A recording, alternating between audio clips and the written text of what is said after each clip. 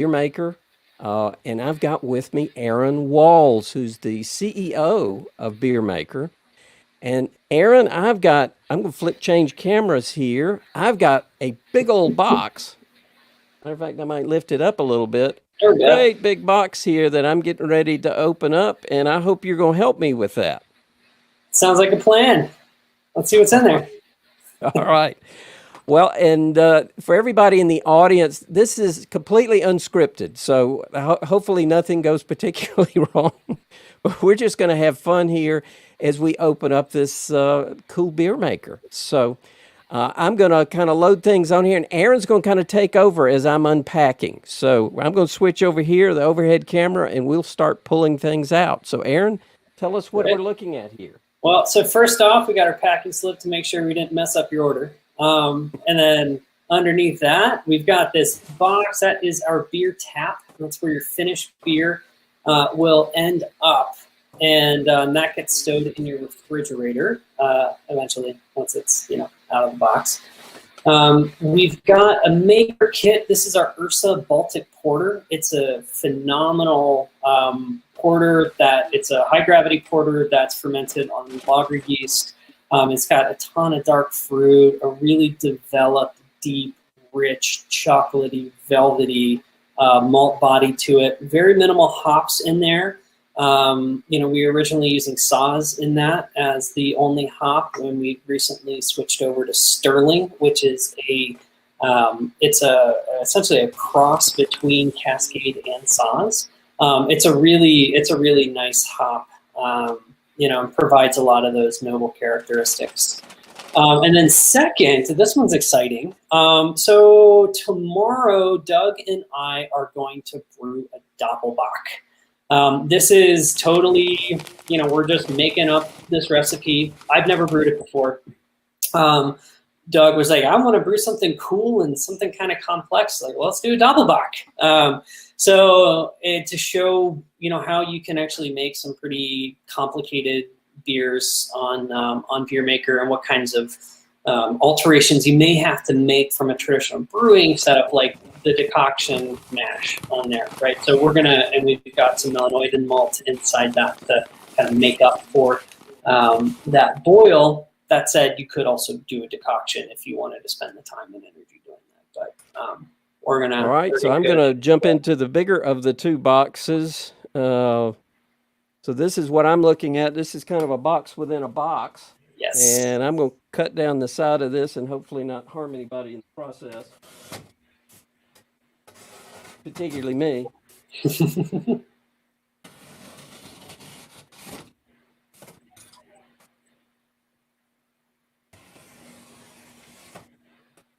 All right. Yeah. So the bigger outer shipper, it's designed to hold the BEERMKR plus a tap plus 5 or 6 ingredient kits in there, so you can get a full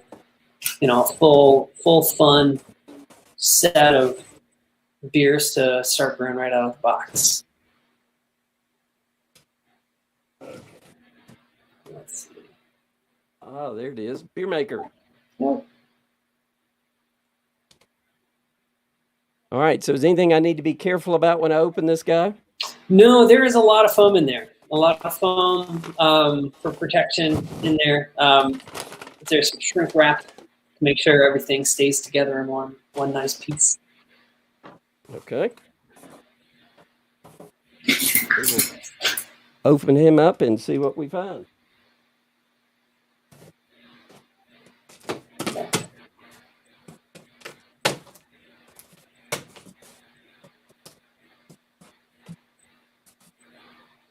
Sweet.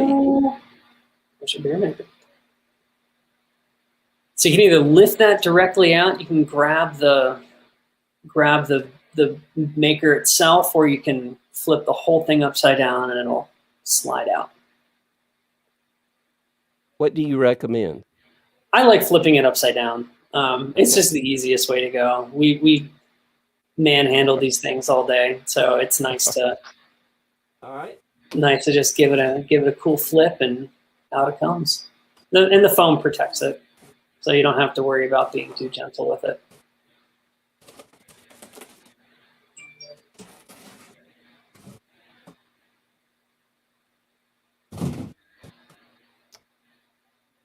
Cool. Now we got something here. But I guess he's upside down, so. Yep. Got to get it right side up.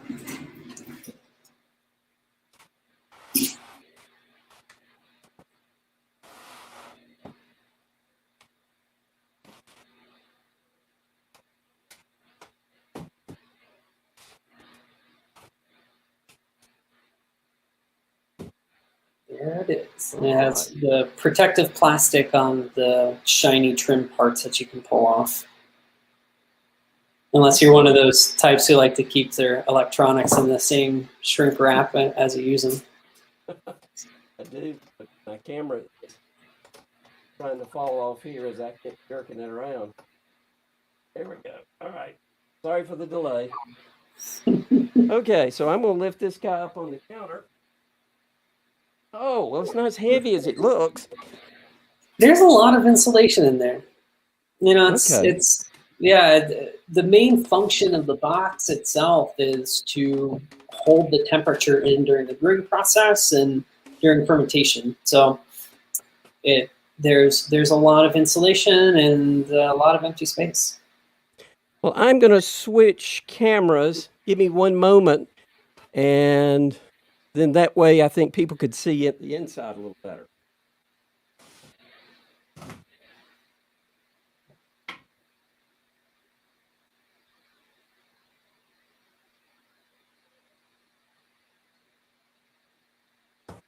Okay, see if I did that successfully. There we go. All right, we'll slide him back a little bit. It's a nice looking BEERMKR. There we go. All right, so I should just open the door. Yep. Okay. Aha. Okay. There we go. Cool. So what you're holding right there is our measurement pitcher, and that guy lets you measure out the water required based on recipe. And then there's also comes with a lid in case you want to store grain or anything else in there while you're not using it to measure out water. All right, I'm going to set him aside. And next up, that is the squeeze bar. The squeeze bar is a really cool feature of the machine. It's how we can get away from using pumps.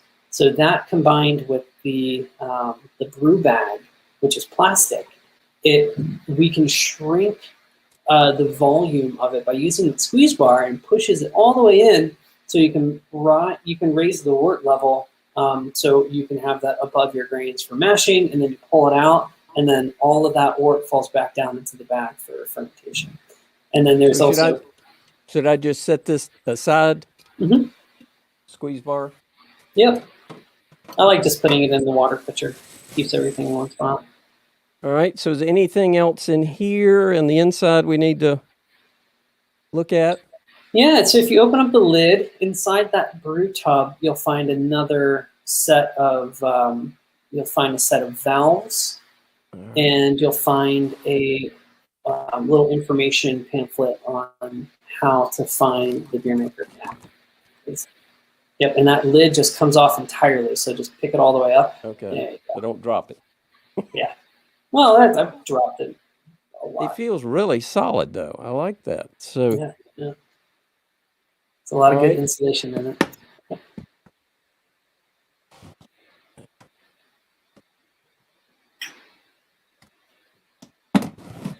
It's really easier to get this off than it looks. I was just trying to not bump the camera. Ooh. There we go. So you got in there, you have two gray valves that connects your brew tub to the waste bag, which is included in your maker kits.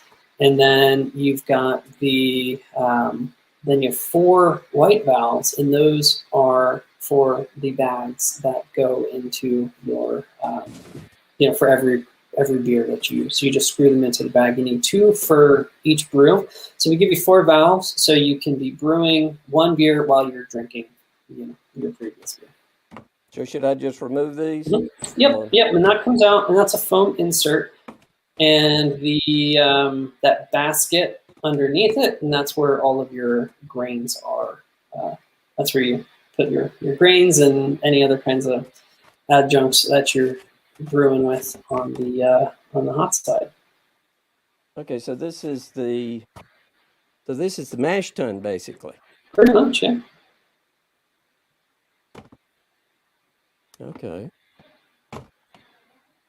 So should I pull that out? Yeah, you can leave it.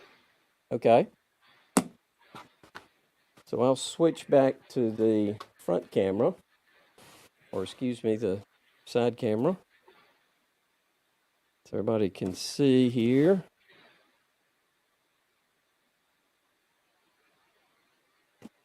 Okay, so up here is essentially the mash tun.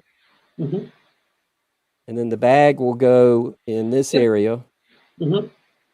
And you can pull that mash tun out as well, so you can see underneath. And there should be some tape that are ensuring the heaters don't pop out during shipping. So you can see the blue tape on the bottom heater. Yep, there you go. And the mash tun keeps the top heaters in. So all these rectangles are heaters? Yep. Heater. And then the big metal plate in the center is a heater and a chiller. So that's the core, that's our solid state heat exchange assembly is right there. Okay, so there are four, so there's two heaters in this section, and then the mash tun, there's another one up there in the top. Yep. Wow. Okay, so should I try and hook up a bag just for demonstration purposes? Sure. Okay, so I think there was one. Yeah, there should be one. Those live in your maker kits. Ah, okay, that's the porter. Let me figure out where I put it. I'm sure it is here because I thought I remembered seeing it. But in the process of all this, I have got waylaid somewhere. Mm-hmm. Okay. Not in there. Not there. Well, I don't know, Aaron. That's okay. So we can skip the bag and we can do the full brew setup tomorrow. But what could be good to do now after you open up the tap is we can plug it in and get it connected to your Wi-Fi. Ah, okay. So it's probably going to push me for space on this counter. Should I put the beer maker down and bring the tap up? Sure. And open that up? Yeah, let's do it. Okay, let's try that. Maybe then I will find the bag.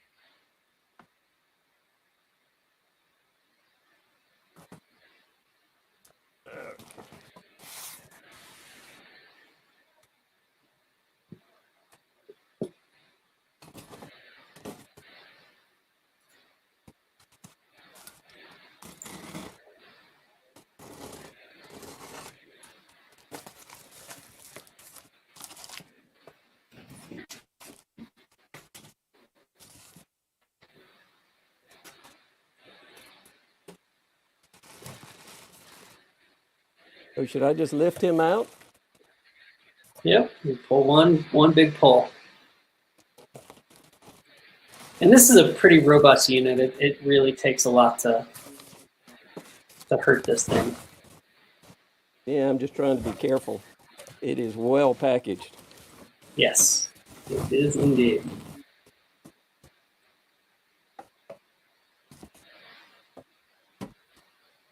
Okay. All right, so you should have two things there. You've got your beer tap, and then there's a drip tray. So just in case, I mean, it's, it's beer on tap, so just in case you get any drips or leaks anywhere, you've got a little tray there to catch it, so it doesn't get your fridge stinky. Okay, so that's now oriented correctly, right? Yep. I had it. upside down. So we'll switch this over to the side camera. There we go. Zoom in on him a little bit. Come on, baby, focus. Let's see, looks like Prime Passages Kevin says he's on his 4th BEERMKR brew now. That's awesome. All right, so I think I've got this. So should we open it up? Let's do it. There's a big latch on the side. Yep, okay. And showing the overhead so people can see. So this there we is go. the big latch you're talking about. Yep. So just pop that open on the left. Yep. Okay. Ooh, that's And then it just comes apart. So this is the pressure vessel where your finished bag of beer will just insert into it, and this holds all of that good pressure and prevents you from having to transfer the beer to another device. So the bag's attached here. Yep. So inside that tap, you should have a couple of valves. You should have, see them? There we go. Yep, valves with the red gaskets. So those screw on-to the caps. Yep. And then your bag plugs directly in. And you just got to give them a good crank down. But yeah, that'll be, you can set that up later. You want to give it a nice wipe down with alcohol before you connect them. Anyways, but yeah, and that's our tap. So the top connects into the CO2. Mm-hmm. I was going to turn it over sideways so people could see inside maybe a little better.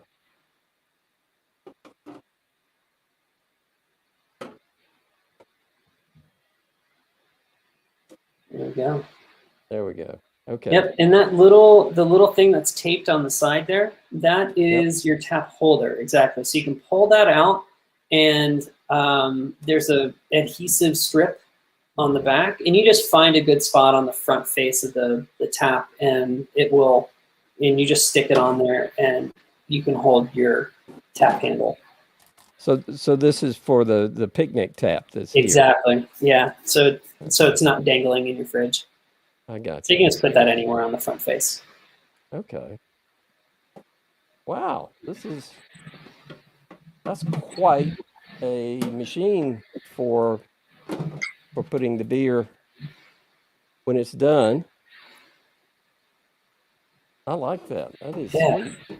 Yeah, and the real goal for the product is to eliminate all of those headaches that we go through when we make beer.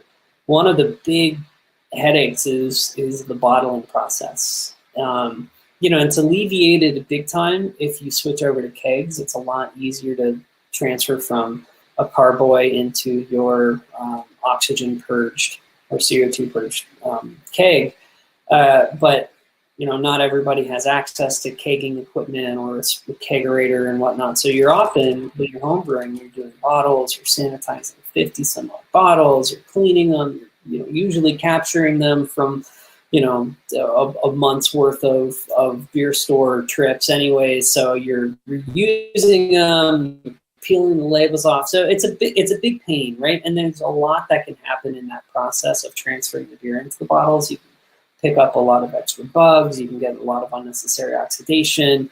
If the beer hasn't fully rusted out, you can get diacetyl production in the final package. So there's a lot of issues with that final packaging piece of the beer brewing process that one of our biggest goals with BEERMKR was to get around that. And the way to do that is you serve the beer in the same vessel that it's fermented in, so you're not transferring, so you're not exposing it. And what that does, it just opens up the access to people who've never brewed before, because it's one fewer steps to mess up and to get another thing. So Kevin's asking, there are issues with any new product. So what are the things customers have encountered that you're addressing and what's the timeline? So I'm sure we're going to get a lot of fun questions like this. So the biggest issue that we've had with the beer tap was the amount of strength it requires to tighten those valves. So what we're doing, we're in the process of revising that piece. We've been testing with about 100 people with current beer taps on the right solution. It's essentially either a much thinner gasket, so you get more thread engagement and it's easier to screw down, or we're going to be machining off about 1 millimeter of valve so you get better thread engagement. So that's the biggest. That was the biggest issue that we ran into at the first release of this beer tap. And if you're on our Facebook group, it's people have discussed it ad nauseum at this point. So this is what you're talking about. Exactly. This seal right there. Exactly. So what can happen, and if you don't get that if you don't get that tightened down pretty well, or if it's misaligned when you're tightening it, it can burp a little bit if there's not enough thread engagement. So you can have the cap, it'll do this, it'll burp, and then that red gasket shoots out the side. So that was the biggest issue that we've had with the entire launch of this product, is that little interface right there. So so as long as this is really sternly tight and lined up properly, and you don't see any misalignment, see this red, or exactly, get it cocked on there. You want it nice and straight. Mm-hmm. And well, it actually goes on very positively. Yeah. So Doug, I believe we actually sent you one of our new valves on there that we're going to be getting out to all of our existing customers in the next, hopefully 2 to 3 weeks. Don't count me on that timeline yet, but I'm hoping that's what happens. So we're kind of finalizing that testing part, and it looks like we're most likely going to be giving out some new valves. Well, we will go through and do an actual brew, and we'll get to go through all that setup. But as I prep, you mentioned that I should take alcohol and clean out the tap. Yep. And get that nice and clean. I'll zoom out a little bit so people can see. It's that the screw cap. You want to get just an alcohol wipe, or if you're using Star San, you can spray some Star San. But we give you alcohol wipes to make sure everything in there is nicely sanitized before you transfer it over. Okay, so I alcohol the tap, the tap device, and then what else do I need to do to prep the beer maker itself? Because we'll be mashing tomorrow. Yeah, it all started. Yeah, step one is plugging it in and then downloading the app on your phone. And you just, after you log in, you say add a new beer maker to my account, and then it'll have some on-screen instructions on what to do. So you just go into your...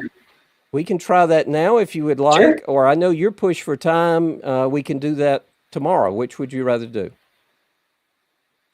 We can do it now. I've got probably another 10 minutes. It's pretty easy. Okay. So if you can go for the BEERMKR app in the store, so iPhone, Google, no big deal there. Well, let's do that. Let me put this away at the moment. Okay. So we'll zoom in on this guy. All right, so I'm Android. Great. So open up your Google Play Store. Yep. There it is. And then just type in BEERMKR.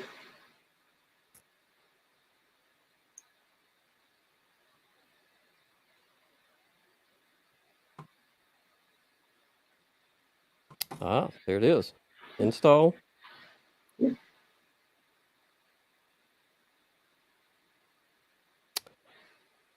It's pretty quick, 74%. It's installing. There we go. Open up. Yeah, it's a lightweight app. It's not too intensive. It's mostly communicating with the server. So how the system works is the BEERMKR is never yet hit create an account. And you don't have to display your account credentials to everybody on the internet, but But yeah, so that. how the system works is it will the beer maker itself will communicate to our server, and the only time that your phone is directly communicating with the beer maker is in the next couple minutes. It's going to connect to the beer maker's Wi-Fi, and then it's going to communicate to the beer maker the credentials of your Wi-Fi network, and then your beer maker is going to attempt to connect to that network, and then go up and ping the server and say, hey, Doug's account just put a new beer maker on it. And, hi, I'm that beer maker. And then it associates the two, and then the phone and the beer maker won't talk again.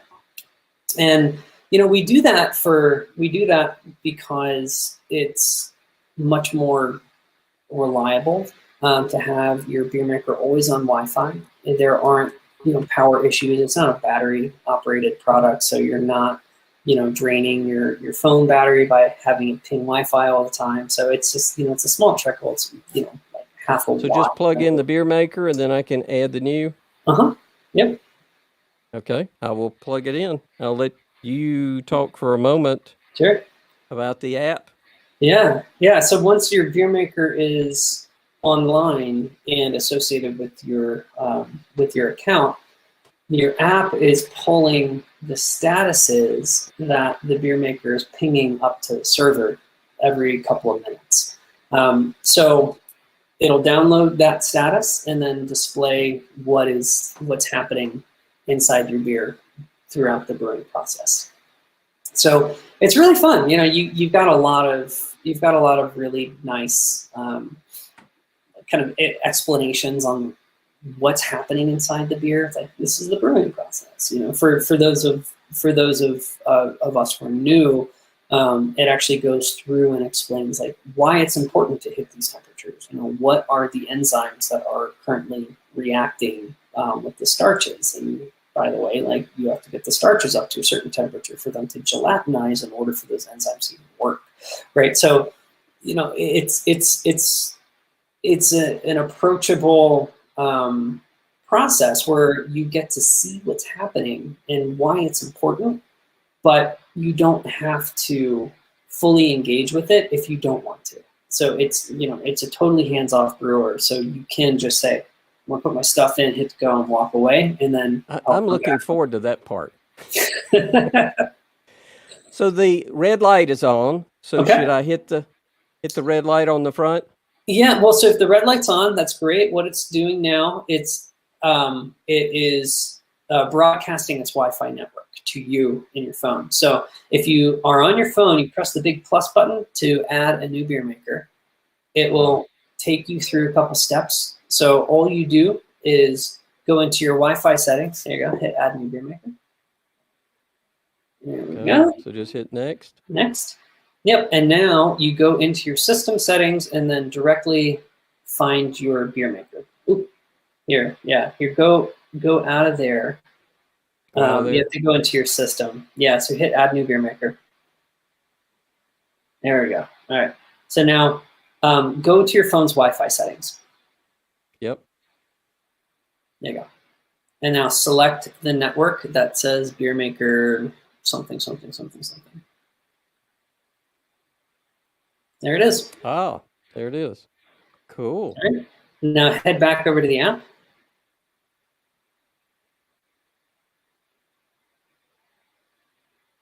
Oops.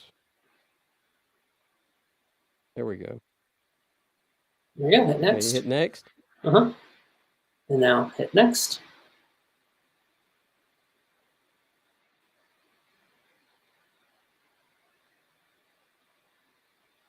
Voila. All right, so let's commission it. So you may want to hide your phone again, but this is when you say what your Wi-Fi network is. So you can name your beer maker here, and then you tap the drop-down menu and you select your SSID. Okay, so I've named it, and then choose the network everything else is on. Yep. Yeah, and BeerMaker, it connects to 2.4 gigahertz networks, which is pretty much all networks, even the mesh networks, broadcast in 2.4. It doesn't require any fast speed or whatnot. It's not bogged down by Wi-Fi congestion either. So Tube 4 is the longest range, and everybody's got it. So we went that route instead of the 5. Okay, it's spinning. I would show everybody except my error. Okay, so I need to try again. Yeah, you may have not entered your Wi-Fi password correctly. I did, but that's okay. Yeah. And so I've got a 5 gigahertz network too, but you said don't pick that, correct? Exactly. Yeah, just pick your 2.4. Okay. Well, it's checking again. It may get hung up on that, and I won't keep you while we work through that. So once I get that in there and get that going, then I can start playing with the program. Is there any other prep that I need to do to the beer maker itself to get ready for tomorrow? Probably the best thing to do is toss the brew tub and your valves in your dishwasher. If you want to, just to make sure that it's clean before you start, you can also just do a rinse out. They're all made in hygienic facilities, but it's always good to, give it a good rinse out before your first run. You can use PBW if you'd like. Totally fine to use that. Okay. But we recommend dishwasher. Just clean everything up is what I think. Just give it a good clean. Avoid using rinse aids if you can in your dishwasher, because they can prevent foam from being stable. They're just surfactants. So that's the only issue. I haven't had any issues with foam stability in my beers, and I put them through the dishwasher all the time, and I use that like Cascade Complete stuff where it's got a little bit of a rinse aid kind of in the capsule. So that's it. All right. We got one question if you got time. This one comes from Chris. Yeah. Okay, so Chris says, what's the cost of the beer maker, and do you ship to South America? Great question. So the beer maker, it starts at $579. I shouldn't say starts. That's the price. It comes with a maker kit and a beer tap and the brewer itself. So it's a full kit. It's $579. We are currently not shipping outside of the United States. We're in the process of doing that. We're going region by region. This is something our Kickstarter backers are being graciously patient with us on, those who live outside of the United States. We have a good number of them, and we are fulfilling by region. So we're getting the essentially the Euro block and UK. So they're them and Australia and Canada. Those are the big pushes we're making. Japan is soon after that, and then the rest of the world. So there's just a lot of logistical considerations. So is there a waiting list or a notification list that he can jump on? The best place is the newsletter on our main page on our website. So you just scroll all the way down and then just type your email address in there. And once we start shipping outside of the United States, you will be the first person to know. Okay. And there was just a second question from Doug, and he was saying he wasn't sure what shipping was. That it was $579 for the setup, but what was shipping? And I know it varies, but can you give a range for continental USA? We just include it for free in continental US, so it's just $579 shipped to you for free. So it's a big box too. $579. Yep, it is. Yeah, and with our ingredients as well, like all of the big brew shops online. So once you get to $50, it ships for free as well. Right. Okay. Well, for those that don't know it, we're going to be doing a live actual brew tomorrow, and this was really part of the kind of prep for that, so I could kind of figure out the cameras and everything, let Aaron teach me how to get this set up properly, and then things will go even quicker tomorrow. So we will see you tomorrow. Those of you on the East Coast, it'll be 7 p.m. and we're going to actually start and brew a Doppelbock, and then we will take questions afterwards. It's going to be fun. All right. Aaron, thank you for taking time to do this. Look forward to seeing you tomorrow night. Likewise. See everybody tomorrow. Thanks, everybody. Bye-bye.